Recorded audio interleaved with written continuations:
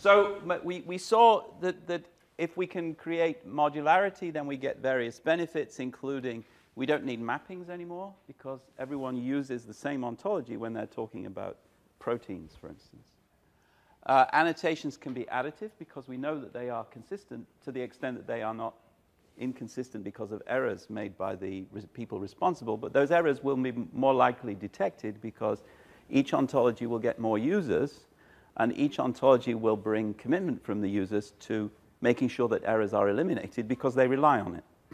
So one of the drawbacks of stovepipes is that each of them has relatively few users, and so errors are less likely to be detected. People get trained, which means that when they work in one module, they get trained and they can reuse their expertise to work on other modules. And this turns out to be very valuable, given that we have a shortage of people who know how to build ontologies. And similarly, we can benefit from the lessons learned by one group to make improvements in other modules, because to some degree, the improvements are portable too. And so the idea is we create plug-and-play ontology modules which have a high likelihood of being reused because everyone will know about them. And sometimes it's easy. Protein ontology is easy. Sometimes it's more difficult, as in the case of the Darwin core, where the domain is much more diffuse. Each ontology is created incrementally, and the suite is created, it grows incrementally. So we have the benefits of incrementality. We can reuse existing ontology resources. So as you will see, we get a lot of benefits from the idea of downward population. We have simple general ontologies near the top, and then as we go further down, we get more and more specific ontologies. We have, and then we can use all of the ontologies to annotate the same data. So the gene ontology, the protein ontology, the RNA ontology can be used simultaneously to annotate the same data. Rather than having one big data annotation vocabulary, we have several small ones which are built to interoperate. And division of labor is crucially important here. Now, on the other hand, we have the logical issues, the software issues. And as I say, I'm not going to talk much about these. So OWL is a resource which certainly brings benefits, but those benefits are primarily on the side of syntax and on the side of software support. We have good OWL editors. People know about OWL, they rely on OWL. But that doesn't mean they write good ontologies. Just as people who know English don't necessarily thereby write good novels. Writing ontologies needs more than just OWL. And really that is the main reason for the explosion of ontological nonsense, is because people can use OWL very easily, but they can't do ontology yet.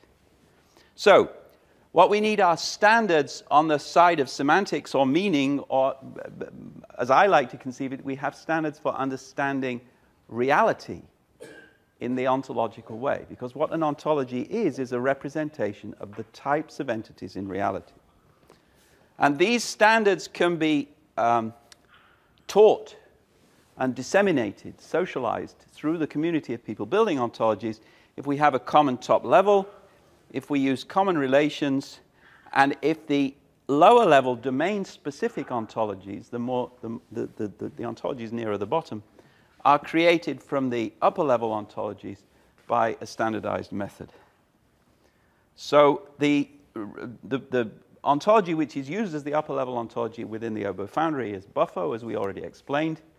You can find the website here, and there are something like 120 ontology projects using Buffo, most of them in the biological or biomedical domains, but now also in other domains. There will one day be a physics ontology based on Buffo, which we've just started work on. And again, having a common upper-level ontology helps to constrain the ontologies built in its terms. It's not a panacea. Yep, it's iformis.org/BFO.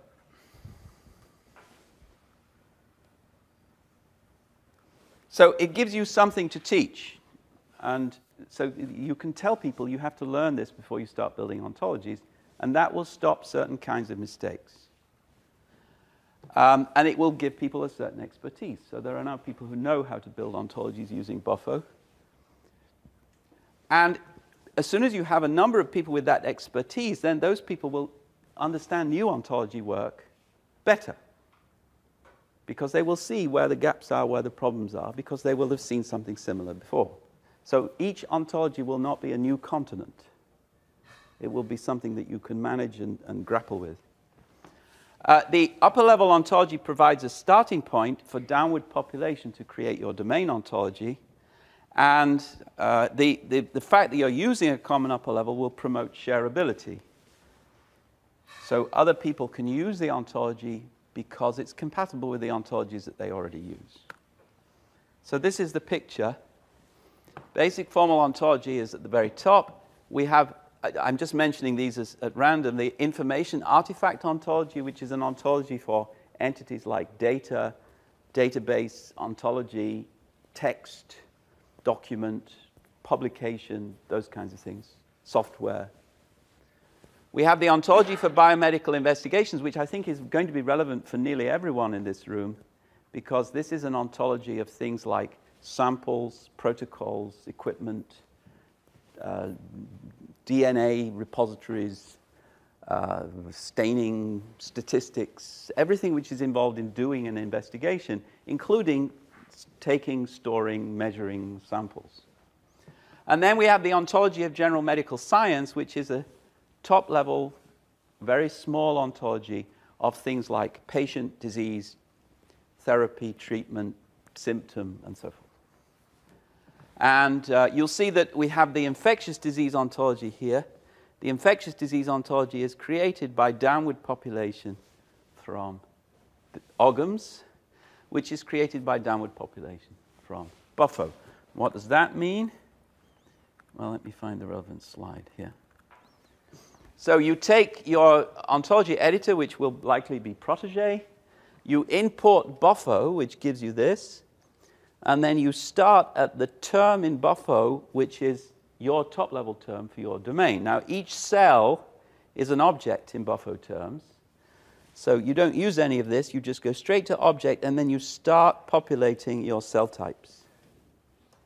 And if you do it that way, then you know that you're not going to make certain simple mistakes. And by populating, I mean defining. So a cell is an object which... Now if we go back. So Buffo is a simple top-level ontology, which is, it was built to support this kind of scientific information integration. And this is the very top level, very simple presentation. So we have two kinds of entities. We have continuants, which continue. For instance, cells, organisms, planets, mountains. And we have occurrents, which are processes or events, like my arms waving now. And there are two kinds of continuants. Independent continuants, which are basically things with molecules inside them. And dependent continuants, which are what otherwise might be called properties or characteristics or attributes or traits or features or aspects. We have a very... We're trying to be restricted in our vocabulary choices.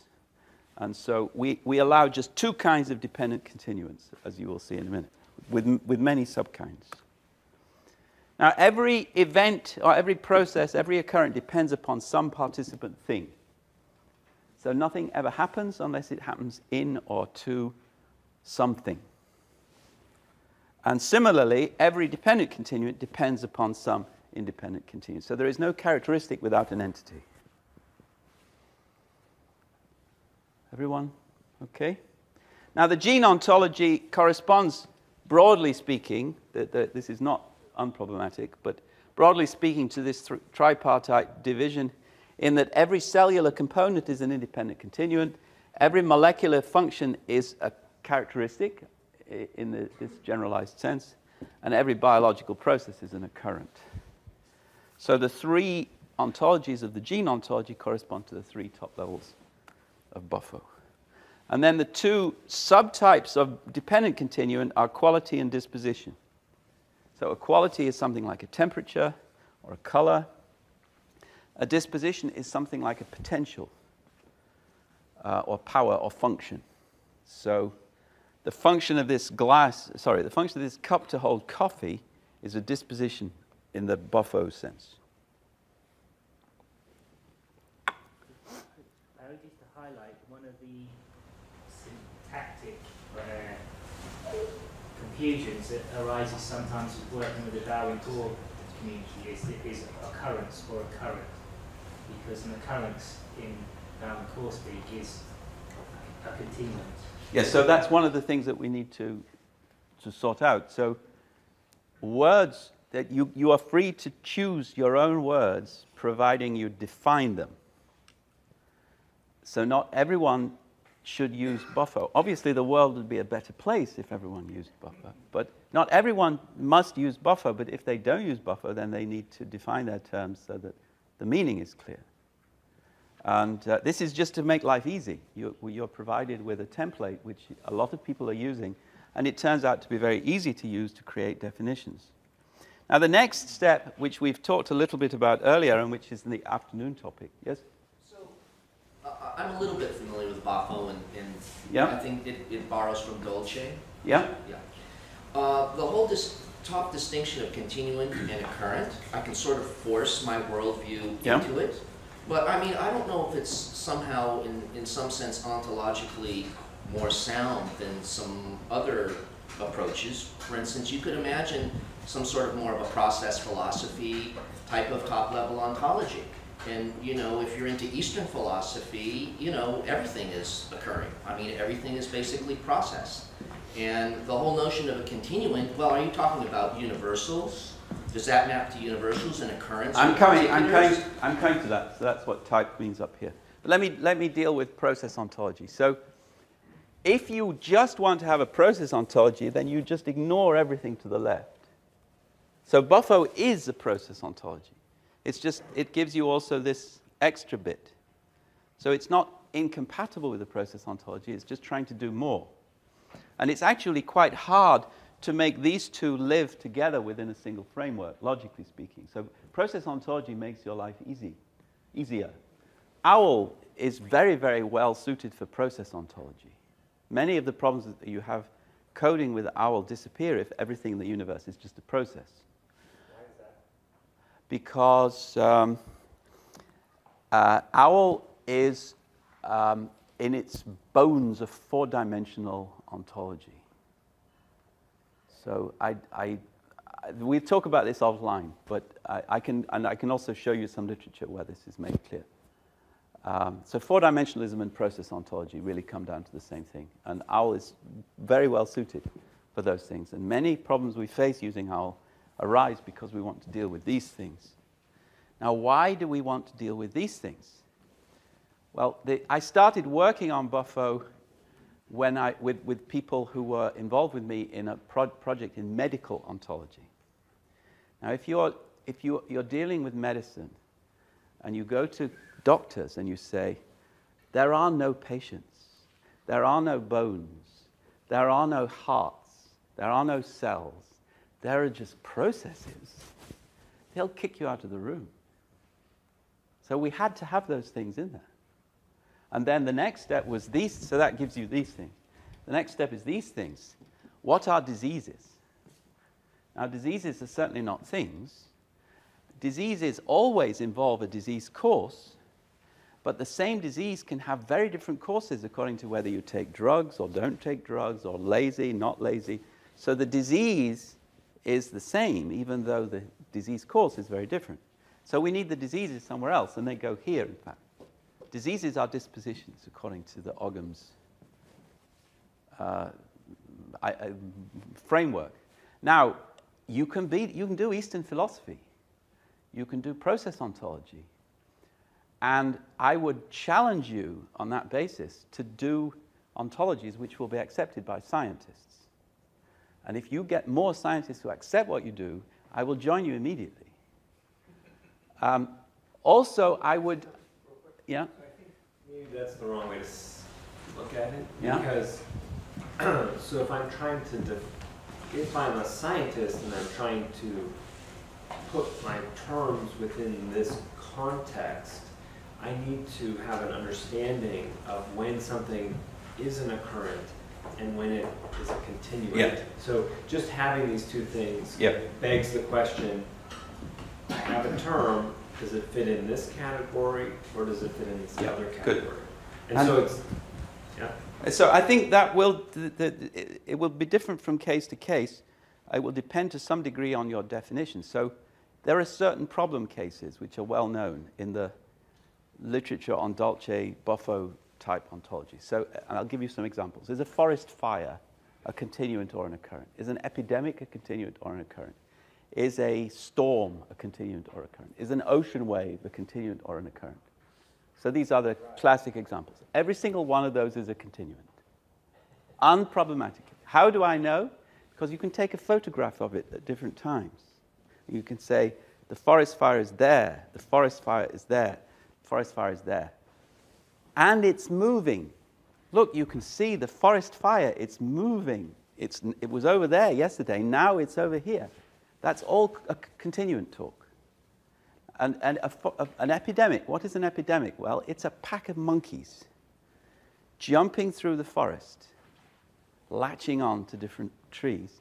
Some of the monkeys die at the back, and some new monkeys are born at the front. So the epidemic moves forward. A pack of monkeys is a continuant, moving.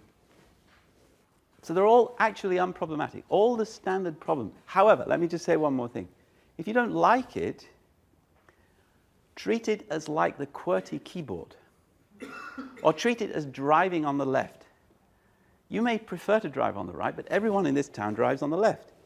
In this town, this isn't quite true, but let's suppose it's true. In this town, everyone uses Buffo. So just shrug your shoulders, use Buffo. Really, you only believe in this. All of this is just talk. But this is what you do when you're in this town. So if you're in the bio-ontology town, you use Buffo, roughly. I hope. Go down on my knees. Yep. Well, Sean finished? Yep. Well, I'm finished. Oh, go ahead. Well, what are some occurrents? A current would be the movement of my arm, the movement of the epidemic through the continent, the course of the disease, which means the daily rise and fall in temperature, the growth of the tumor inside the chest, and so forth. So growth, change, all of the movement, change of shape, change of size, fall in temperature, rise in temperature, all of these are occurrents. So occurrents occur. You take videos of them. What's a mountain? A mountain is an independent continuant, but it's not an object. If you look at it fast enough so that you see continents colliding and mountains going up, it changes over time, it's a movie, and therefore it's a verb. No, the changes in the mountain you take a video of, but the mountain itself is not the change in the mountain, it's that which changes. So the wave is not water, it's the wave? So the wave is, at any given time, a certain collection of water molecules. Okay. Which water molecules belong to the wave is slightly different from one time to the next. But that's exactly the same with you. Which molecules belong to you is slightly different from 1 minute to the next, because you're breathing. But still, you are a continuant. At a recent meeting, I asked this question to people in the audience. I said, my old dog just died, 14 years old. Every cell in the dog had been replaced several times over the 14 years. Was it the same dog the whole time? Everybody wants to say, yes, the same dog. And then I said, okay, in that dog's gut was another collection of cells, the microbiota that were in the gut. Over the 14 years, all of those cells changed several times. Same microbiota, and nobody wanted to say it was the same microbiota. So there's clearly an issue here where is it a continuant or an occurrence or what's going on? I don't know whether that parses into that. So it's a scale problem that what looks to be logically equivalent can be perceived as falling in a different class depending on the relative scale of the observer. So this is what you're saying now is it's an old story, as I'm sure you know. This goes back to the Greeks. People have been puzzling about this for a long time. Right. Now, I used to be a philosopher, and I used to worry about these questions. And one day I said, If philosophers have been arguing about these questions for 2,000 years, and if everyone knows that you can take either side, then you shouldn't lose sleep over this. You should just choose one side. So choose my side. That's it. The problem is when you have two cases that could go either way, and you're trying to find the rule for deciding which one to put in which category. This is So what I'm getting the at. rule is the same in both cases. That doesn't mean it's trivial. That's why people argue about it. But we should just stop arguing. Okay, You well, let's see, agree what- that what- you are the same. Right, well, one of the reasons that this group is together, and one of the things that's driving this RCM for GSE, is trying to bring together researchers who are dealing with microbial ecology and researchers who are dealing with traditional biodiversity, and the scale differences, both in space and in time, in microbes versus the larger organisms, is causing, at least Yep. some of the So people I'm talking yep. with, things that sound equivalent biologically to want to fall into different classes because Good. of the time scale. So I think I can help you. So you agree that you yourself are the same as you were 5 minutes ago. In the same way that I stepped into the same river twice. So now you're being philosophical again. Just answer the question. Are you the same person that you were 5 minutes ago? If you find the context the same, then I'll tell you. So I'm going to ask you to lend me money, and if you say no.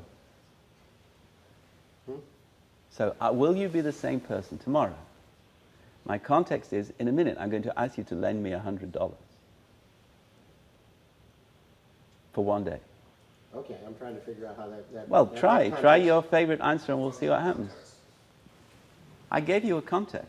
I want to borrow money from you. Mhm. Are you going to be the same person tomorrow? Yeah, more or less. But I'm not going to be quite All right. exactly the same person. I'll be a day So you older, a day you will closer to be death. the I might in same. fact even be dead. If you're dead, then I win. No, I I'm still. You lose. You don't get your money back. No, I'm going to lend money from him. Oh, In biological terms, the answer to your question is, in 5 minutes, you will be a continuation of an antigen, of him as an antigenic lineage. So I think I can accept that. But let me just to try and help you rather than just argue with you. So we have the problem of scale. There are microbiota inside your body. Are they the same microbiota from one day to the next? Now we're dealing with aggregates here. We're dealing with populations and communities.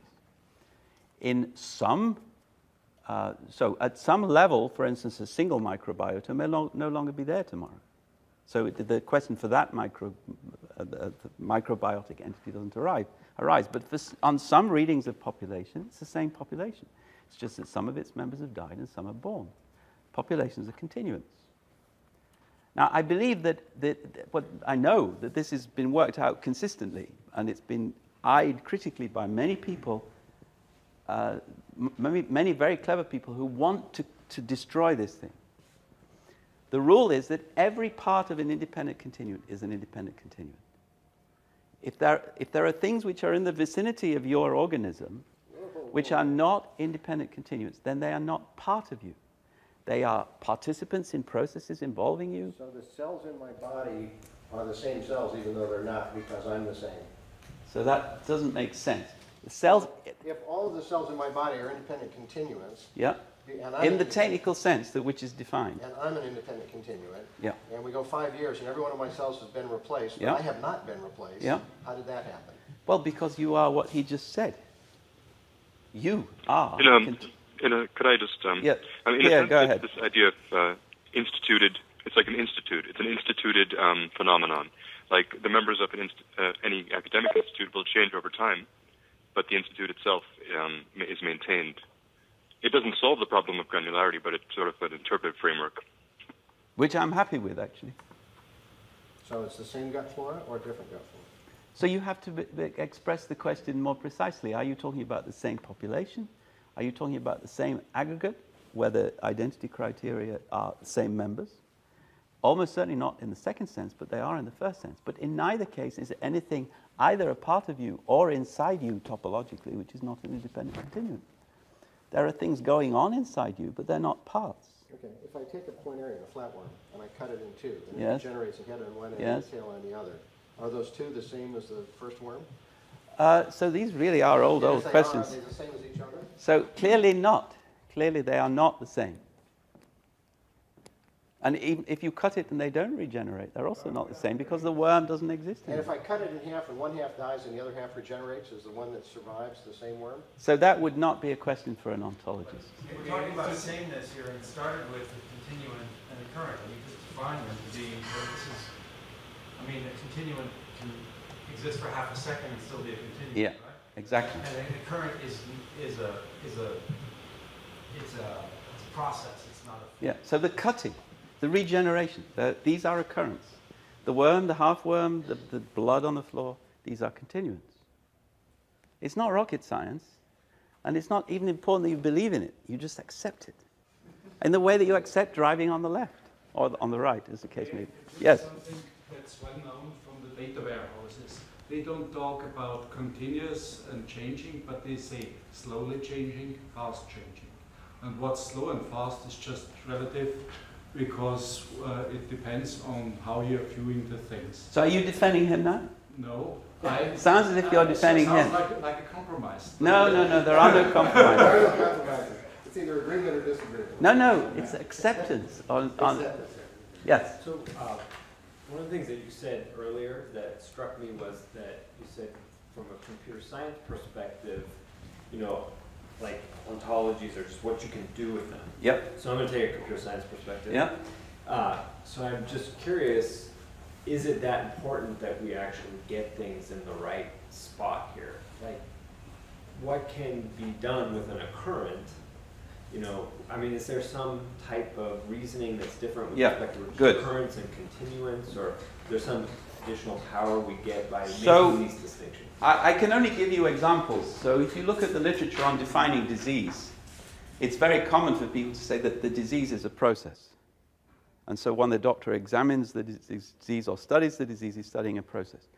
That view finds it very difficult to cope with the fact that two people, even two identical twins, can have the same disease, but the process in the two is completely different.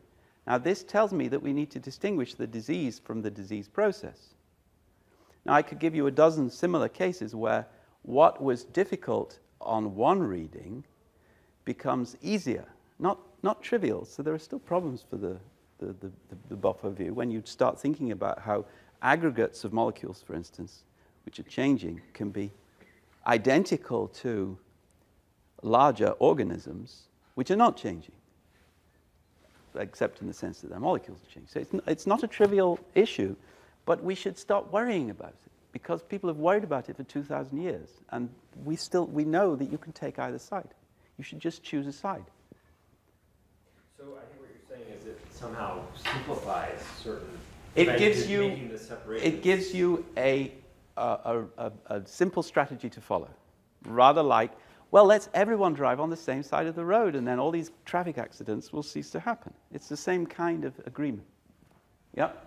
I mean, if we don't agree to drive on the same side of the road, there'll be accidents. Yeah. In fact, even agreeing to drive on the same road doesn't preclude that. But do we have to make this distinction? I mean, what if you were to just start those mid-level ontologies where they start now and not worry about whether you're defining these to be subclasses of continuance or subclasses of occurrence? Can you give an example of the kind of conflict that might occur should we do that?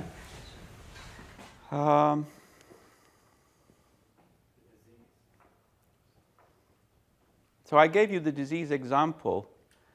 I'm just trying to think of an example that might be more convincing generally. So I think probably a more generally convincing example would have to go something like this. The logic which governs data describing continuance is different from the logic which governs data describing occurrence. So continuants can gain and lose parts with time. They can gain and lose molecules. They can gain and lose cells. They can gain and lose qualities. So you can be brown one day and white the next day because you come out of the sun. So continuants can gain and lose qualities, parts. They can even change their type. So a larva is not going to be a larva for the whole of its existence. It will one day be a butterfly. Now, occurrents never change their type. They never lose parts and wholes. They never change or lose qualities. Occurrents are what they are timelessly, because they never change, because they are changes, and changes can't change. Changes can't change. Changes are changes. So are you saying it's, the difference is just the time? So you're saying there's no such thing as a second derivative? Yeah. No, if a There's no time on time. There's no derivative on time. no, there is, but they're timelessly.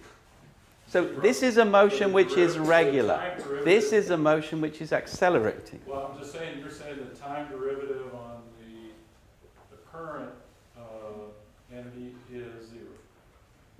There is no time change. So if you look at a process, and now I guess we should do. Which I presume would then, if you were looking at it or information-wise, you'd say a query that involves time for an occurrent is not allowed because there is no time.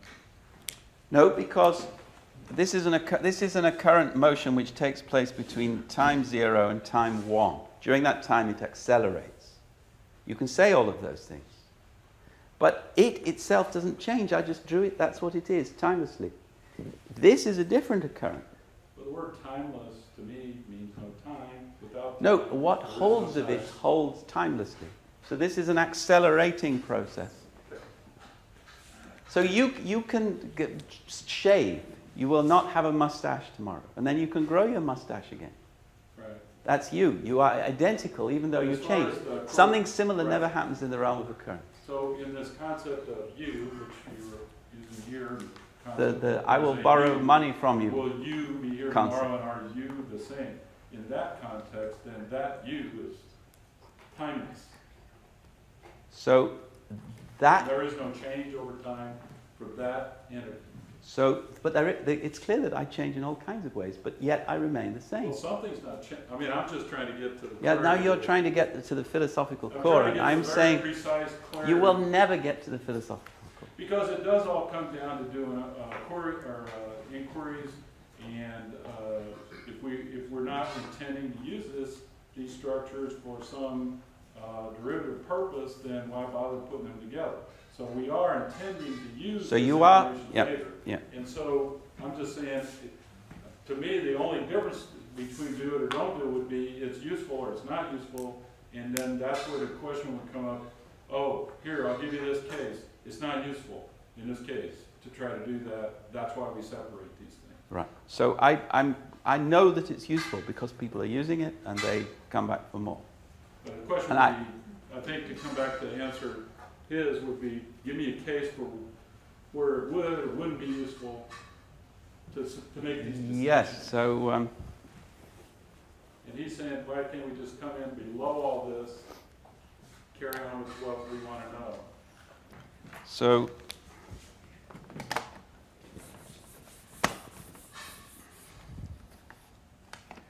Very many of you have to deal with phenomena like this, where you have one continuant, so for instance, species. Well, let's keep it simple and just have two. So this is species 1, this is species 2, this is species 3. There is a time here. Now, there's a relation between species 2 and species 1, which we're going to want to capture. Yes, so I will call that derivation. Species 2 derives from species 1, and species 3 derives from species 1. Now, what does derivation mean? How are we going to define derivation? Well, we're going to have to say something like this, that there are members of species 2 which are connected in some specific biological way, for instance, through sexual reproduction, with members of species 1, which existed earlier. So the general species level talk says that species 2 is derived from species 1, but to make sense of that general species level talk, we have to have discussion of instances, members of species 2 and members of species 1, and specific events which took place at specific times, for instance, reproductive events. Now, the Buffo framework, and I have some slides later which I probably won't get to, defines all of these things and shows where we need to include the time index, where we don't need to include the time index. Now, the processes come with the time index built in. That's why truths about processes hold timelessly, because they're already time-stamped in and of themselves. You're not time-stamped. I'm not time-stamped, as is proved by the fact that tomorrow we will both be different. And similarly, a species is not time-stamped. There is a time before which there were no members, and presumably there will be a time after which there are no members. But the species itself is changing. The members of the species are changing. There are more of them at some times and fewer of them at other times. So we keep track of processes and we keep track of continuants in two different ways. And that is expressed in the logic, which I hope I will get to. Now, this is worked out to some degree. Yeah. What are the occurrents in that picture? The occurrents are, first of all, the speciation event.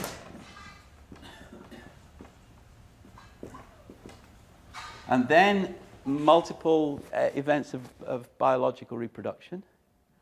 The lives of all the members. The life of the species, which is a kind of aggregate of the lives of all the members. And I'm sure you could think of more, but they're the ones that come to mind immediately. But do you then, I guess one of the things that I was looking at, trying to sort this out in my mind, is if you talk about species here, I can think of a species as a thing, as a taxon concept that has properties as defined by whoever described the species. But we quite typically use species as a property tied to an organism in our databases.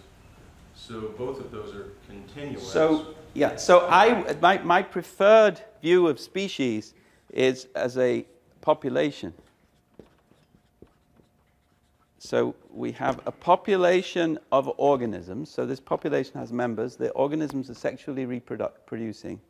And this population preserves its identity across a certain space of time, rather like the institute which Pierre was mentioning. So it gains and loses members because of sexual reproduction.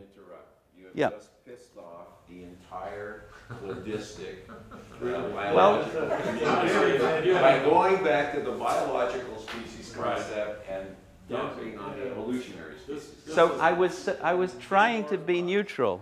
Obviously, I failed. No, I'm not taking sides here, except each one of those three branches is a unique evolutionary lineage. And that's the evolutionary species concept. So, and I don't see why what I just said is incompatible with that. This is going to be another one of those philosophical things. Yeah. You don't want to go there. This is, you know, I certainly don't want to go there. Argument. You shouldn't have put it on the board. Well, whatever I put on the board, I only wrote the word population. That's all I did. Just erase it. Just remove it. I'll erase the word population. I remember some young lad on Taxicom one day, high school student, posting a simple question. I'm working on a paper, what is a species? I think that went on for like a year. It's still going. It's still going. All right, so I would like to have a good answer, and obviously I do not yet have a good answer, but I'm sure whatever answer is good will at least be compatible with this, even if it's not. Yes? How critical to the degradation of the ontological framework is that someone starts misplacing occurrence in continuants and vice versa? So I believe that if you're working in the biological world and building ontologies, you will get lots of benefits if you join this approach. You'll get benefits in that there's already a lot of work, there's already a certain amount of expertise, it's well tested. Now, I don't know of any, so Dolce shares all of this, and Sumo, which is the other big upper-level ontology, shares all of this. So I do not know any developed top-level ontology resource which doesn't share all of this. Sorry, all of this. So there is no process ontology which has been developed in anything like this way of sophistication, to my knowledge, and I think I would know about it. So you've got a lot of work on your hands if you choose that alternative. I don't know what would be a further alternative. No, I'm okay. Let's just say that for the sake of the exercise, that we all accept these concepts and we go along, but we're going to make mistakes. So eventually we're going to put a term or a concept in the wrong placeholder as a continuant or an occurrence. Yeah. So how is this going, that mislabel or misclassification going to affect? So the key is that what you do when you start working on ontologies within this kind of framework is going to be collaborative. So other people will be watching over your shoulders, and you'll be watching over their shoulders. And that kind of mistake is actually not the kind of mistake that you'll make. So Buffo is more than just this. And the mistakes are more likely to be made when we start dealing with more complex entities like protocols or sample IDs or reports. They are the hard ones. These are the easy ones. And so in spite of what he says, these are actually easy to deal with. I think a very pragmatic answer to your question is if you put things in the wrong category, it doesn't happen to have to happen at the level of Buffo. It can happen much lower in your ontology. Your reasoners don't work. That's why it's important to put things in the right class. Yeah. And providing you have definitions. Well, if you put them in the wrong class, then your definition is not going to match.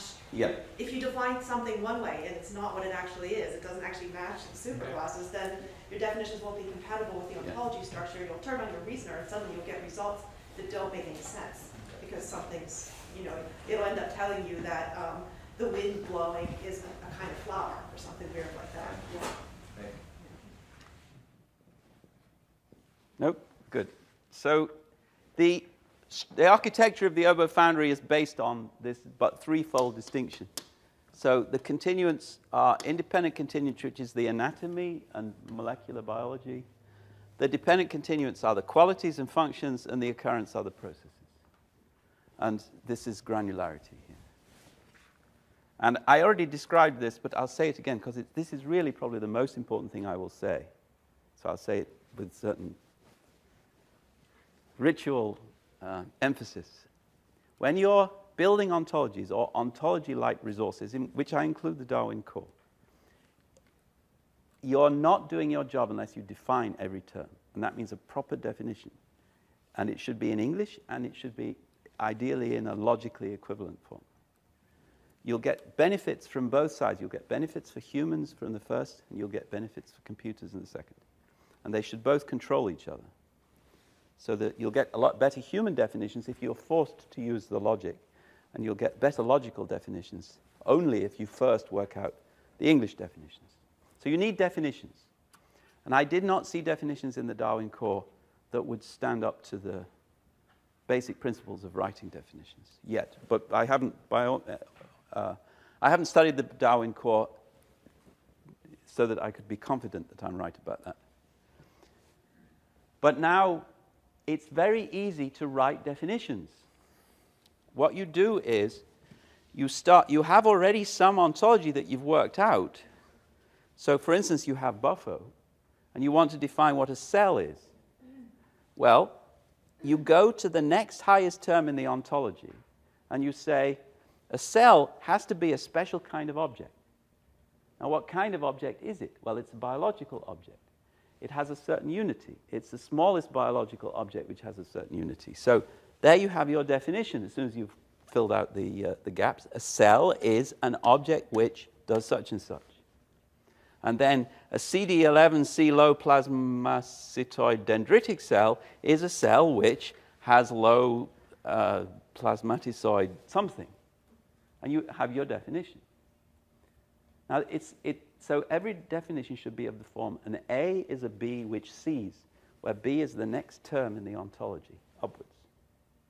Now, that brings multiple benefits. First of all, writing the definition checks for the correctness of your ontology classification. Secondly, the ontology classification tells you how to start the definition, so you get the twofold control. Thirdly, every definition encapsulates, in just one word, all of the content of the ontology above. And this corresponds to the way we use general terms. We use general terms so that we can forget everything which is above them in the hierarchy. But also, there are certain standard problems that people have in formulating definitions. And the most important one is circularity. When people write definitions, they almost always start off by writing circular definitions. So my favorite one is, a mouse is the name of mus musculus. Now, a mouse is not a name. And that is a circular definition, which is also, for other reasons, a bad definition. Now, following this simple rule, the A is a B which C's rule, solves the problem of circularity.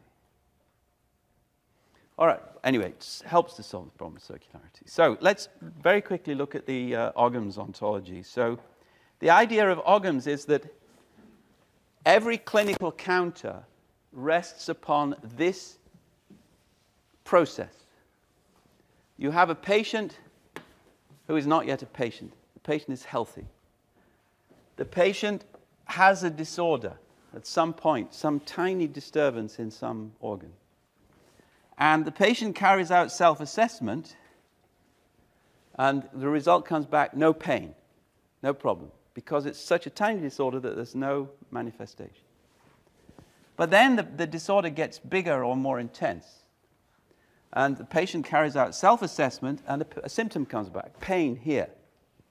And so the patient goes to the doctor performs a physical exam. The physical exam leads to a clinical finding which prompts a diagnostic process which leads to the request for a lab test, which brings back a lab finding, which then prompts this cyclical process: history taking, physical exam, specimen isolation, lab test, until eventually you get a diagnosis which issues in a plan for treatment. You take the treatment and you get better. So that's the domain of OGMS, all of that. And you see how important it is to distinguish between continuance and occurrence. The disorder is a continuant. The disorder is like a mountain. It doesn't have any boundaries around the outside, but it's there nonetheless. It has a peak. And if your treatment plan works, then the disorder will shrink.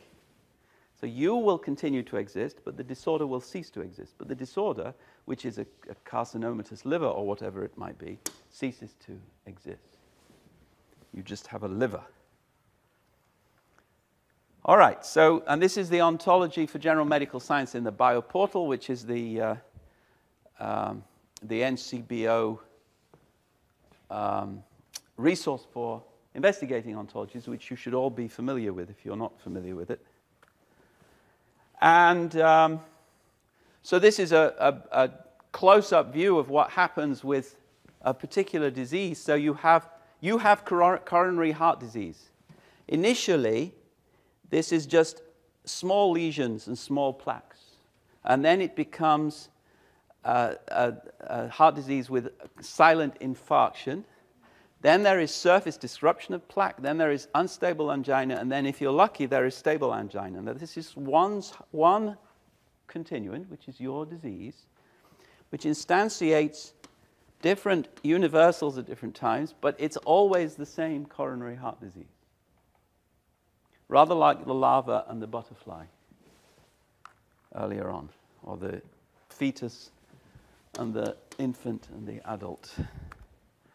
All right, so now these are just illustrations. The cirrhosis of the liver is a disease of environmental exposure. And so a disease is a disposition to have a certain disease course, but you may also have a predisposition to get a certain disease. So that would be something like HNPCC, which is a genetic predisposition to get colon cancer. All right, now there are so this is OGMS. It's a 200 or so terms structured is a hierarchy. Every term has a very precise logical definition and an English definition. All the terms are perfectly recognizable. Everyone would understand them. And it's being used then as a starting point for more specific disease-related ontologies. So sleep or demographics or an ontology of vital signs or mental diseases. And then most importantly for our purposes, the infectious disease ontology. So if there is one example which illustrates the advantages of this approach, then I think it's IDO. And what IDO does is it generalizes the benefits of the Buffo top-level ontology at a lower level. So IDO is divided into the IDO core, which consists of the general terms which apply across all infectious diseases, which are terms like host, pathogen, virulence, vector, host resistance, host herd immunity, and so forth. So they're found everywhere that you have infectious diseases. But then we have IDO extensions which are disease-specific and which are developed by the experts in those specific diseases.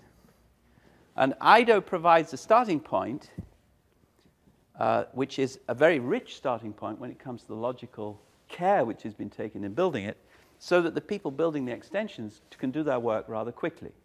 So Ramona is involved in a plant infectious disease ontology, and I think I can say that you saved a lot of time because you had to figure out what a disease was. Yeah, for instance. And it worked very well, so it sort of proved it. If you're coming at it from a novel perspective, but it's once you get the hang of Yeah. it, it's very helpful. Yeah, and it meant that a plant biologist who didn't really have much of a background in disease could import a large number of terms which are already settled and apply them to the plant case. And in some cases, it was easy because it just meant deleting. So the problem is that infectious diseases are evolving all the time.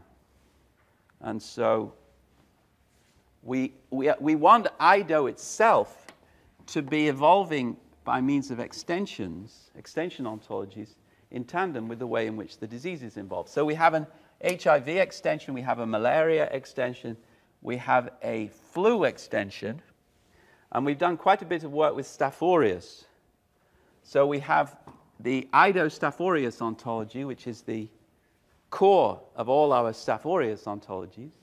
And then we have the IDO rat Staph aureus ontology. We have the IDO methicillin-resistant Staph aureus ontology.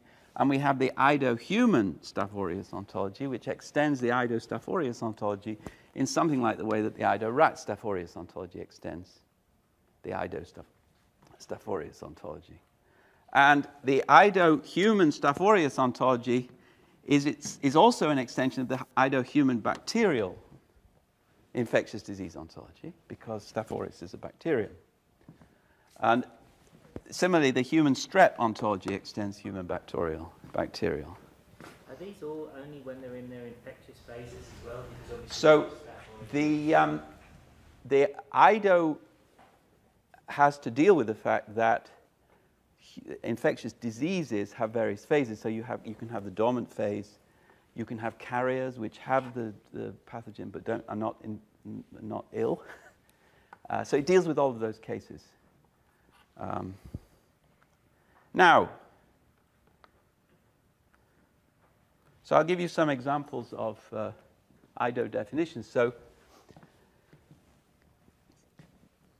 to be the host of an infectious agent, which might be to be the carrier of an infectious agent, or it might be to be infected by an infectious agent, means to have a role which is borne by an organism in virtue of the fact that its extended organism contains an infectious agent, where the extended organism is the organism plus all the orifices. And that's actually defined. So an extended organism is an object aggregate consisting of an organism and all material entities located within the organism, overlapping the organism, or occupying sites formed in part by the organism. Where a site is a term in Buffo meaning a cavity or hole with an H. An infectious agent is a pathogen whose pathogenic disposition is an infectious disposition. So there are several hundred definitions of that sort, which exist also in logical form. And now, as I think everyone will know, Staph aureus is a very mutation-friendly disease. So there are, every month or so, new Staph aureus strains which are discovered. And there is a database of Staph aureus strains. And what we did was, the database is based on free text, so it doesn't have any logical structure. But we managed to convert the Staph aureus database, the strain Staph aureus database, into a logically well-structured resource so that you can now ask logical queries to the database. And we do this by creating what are, in effect, personalized Staph aureus ontologies. So for each Staph aureus strain, we can generate an extension of IDO, which would be the ontology for that strain. And we can do that automatically.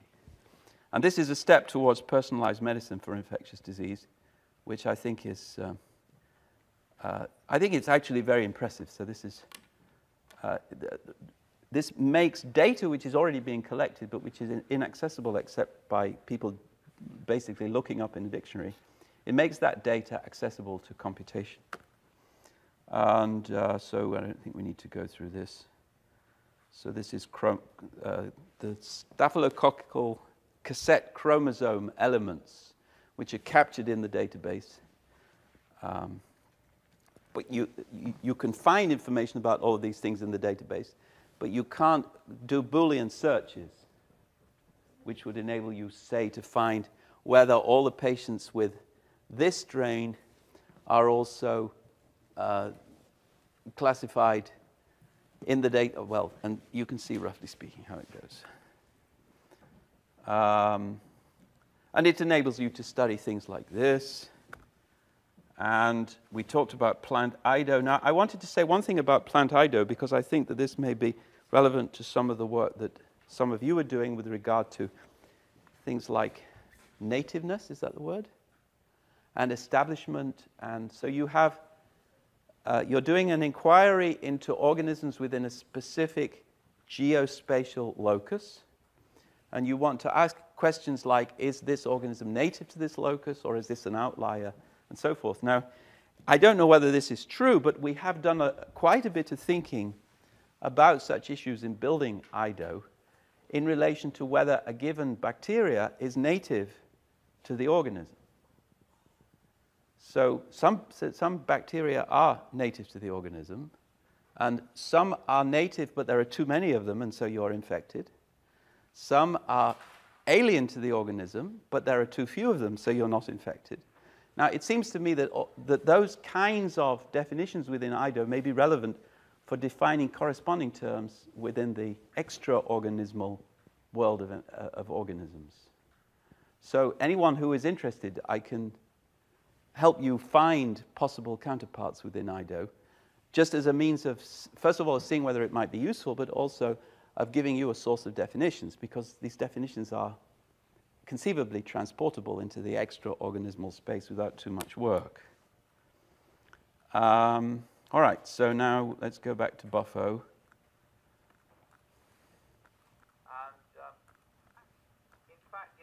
Oh, I have all these. Let me just switch off. Well, I can't switch off the sound. So let me just repeat something which I said in passing. So an ontology is a representation of types, and those types have instances. So a type might be organism, it might be species, and then an instance of species might be rat or mouse. Or it might be a process type, such as disease course, or dying, or reproducing, or speciation. So all of those would be ontology in ontology speak, types, and the corresponding processes would be instances of those types. Now, here we have a map of the London Underground. Anyone see what's wrong with it? The circle line is missing. That's why you feel somewhat troubled. So this is a map of the London Underground. And in fact, like every map, it contains two kinds of information. It contains information about instances. For instance, this particular station here is an instance of the type station, but then it contains also information about types. So some stations are interchange stations, and that's a type of station. Some stations are stations with connections to the national rail, and that's another type of station. So an ontology is like a legend for a map, and the map itself provides the data about the instances. And so to put that in very, very explicit terms, an ontology is a representation of types. And we learn about types by looking at the results of experiments in the form of scientific theories. Scientific theories are formulated using general terms. Those general terms are the terms used in the ontology, and the ontology thereby represents the corresponding types or universals or generals in reality, sometimes called classes. And then the experiments themselves, which is when we observe things in reality, relate to the instances, the particulars, which instantiate those types. So it's important to keep two levels in our minds. On the one hand, we have the level of what is general, the ontologies, and then on the other hand, we have the level of what is particular, which is primarily a level captured by databases. So a database is itself a type. It's on the level of generality, but any given database is going to be an instance of that type. And types come in hierarchies very often, where instances do not come in hierarchies. And now, if we have types and we have instances, then we have to think about relations. And now I did this scrawly diagram here with relations between species. I said also there were relations between the instances. Well, now we can see this in a more official form. When it comes to binary relations, we have to distinguish between three different kinds of binary relations. First of all, there are relations between types, such as human is a mammal or human heart is part of human. Then we have relations between an instance and a type. So this human John is an instance of the type human, or this human John is allergic to the type Tamiflu.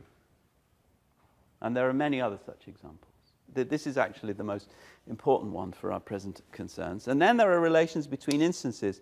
Mary's heart is part of Mary, and Mary's aorta is connected to Mary's heart. So these things here are defined in terms of these things here, logically speaking.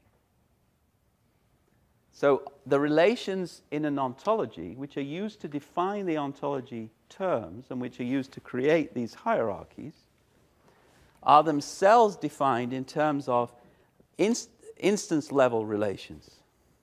So here they are represented by means of bold, non-italic versus italic, non-bold. Yeah? What is the distinction between instance of and RDF type?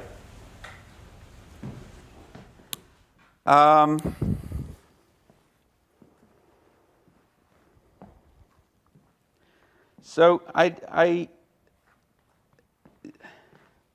don't know that there is any relation, so I'm puzzled why you should ask that question. Well, you mean, so you're thinking not of RDF type, but of X is a RDF type. Yes? So well, you could take an identifier that is representing some object, and you could say that object is a human, or that object Good. Okay, so I think I'm going to be addressing this in a few slides, but basically there is no difference. Except that, of course, people may build RDF triple stores in which the types are not the kinds of things which scientists would recognize as types or universals or general structures of reality. So let's suppose that we introduce into our triple store information about this meeting, and then we say John Deck is of the type participant. That would not be a type that would go into an ontology, because the set of participants in this meeting is just another instance. It's a collection. So that, but the idea is the same. The RDF is one way of capturing syntactically what I am writing out in full in this way. So you're saying they're pretty much the same thing? The one is just a syntactical way. Both of them are actually syntactical ways of capturing the same thing, yes. All right, now, as I just said, the type level relations are defined in terms of the instance level relations. And I'm going through this in some detail because it's relevant for the afternoon session. And then when we deal with is-a, it's very easy to say that A is a B or A is a subtype of B. It is just to say that A and B are types and all the instances of A are instances of B. So the reason why every human is a mammal is because every instance of human is an instance of mammal. It's as simple as that. But with part of and with the other relations, it's a bit more difficult. So what you mean when you say ontology term A is part of ontology term B is that everything which is an A is, at the instance level, an instance level part of something which is a B. So to say that human heart, part of human, is to say that every instance of human part is part of something. So this is mainly a question of cardinality. Well, there are going to be far more instances typically than there will be types. But this would still work even if there were a very small number of instances, including only one. So that everything which exists is part of the universe.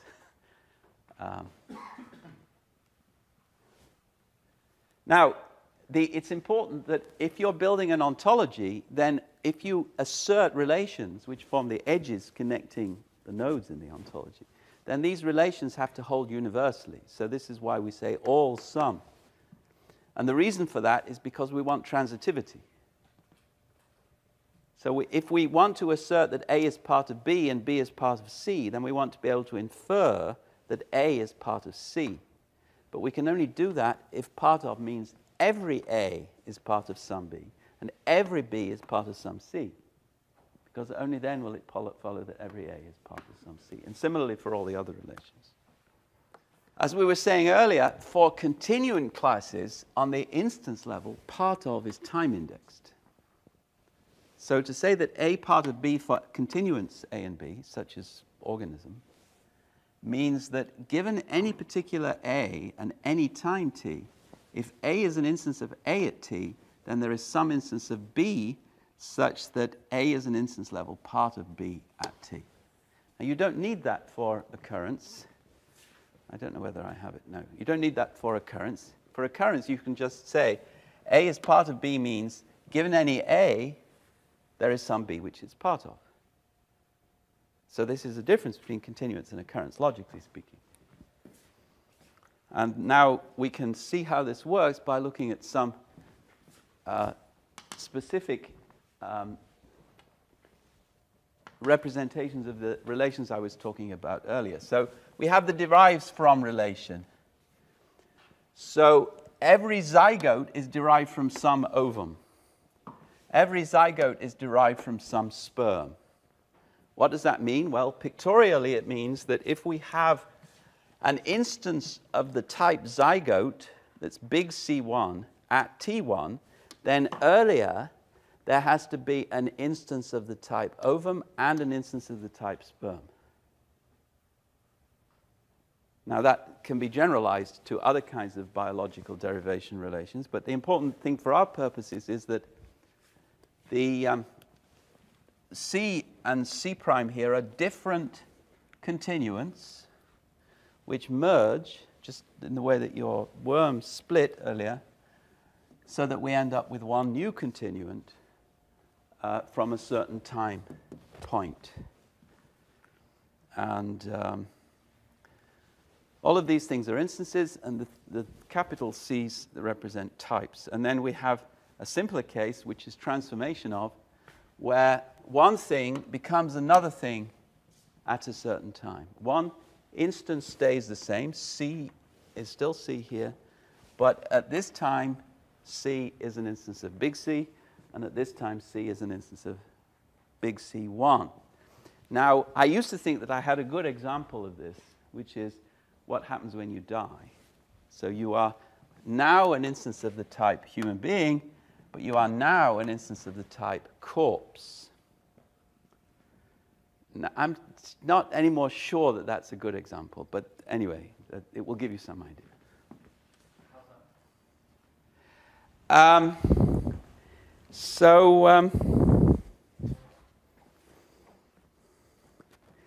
The best I can do in the way of a reason is that doctors will treat the corpse as a human being. So they will say, John is over there, or even my reasons for not thinking this is such a good example are not very good. So, but the point is, it's the same instance, different types. Actually, a better example, let me give you a better example, would be when a larva becomes a butterfly, or when a child becomes an adult. So even you were once a child, but you are now an adult. So you were, at that time, an instance of the universal child, and you're now an instance of the universal adult. And we have a rule which says that every adult was once a child, but we don't have a rule which says that every child will become an adult. What about a wild polar bear that then becomes a zoological specimen in a museum or something like that, or a zoo? So that's the corpse example again. Yeah. Maybe it is a good example. He's shaking his head. Well, at least in that sense, it's not common to change terminology about, like oh, it's a human, now it's a corpse. It's a fox, it's still a fox. We don't call it dead fox. Right. So, I mean, along the lines of what you were saying, common language wouldn't. Yeah. Wouldn't so, in other words, it's the pride of human existence. So it would be that what was a fox is now playing the role of a sample. Yeah. Right. So it's a role thing. All right. So we can define all of these things, and this is our attempt to deal with the issue of granularity, which we were talking about earlier. But now I think we'll break for lunch.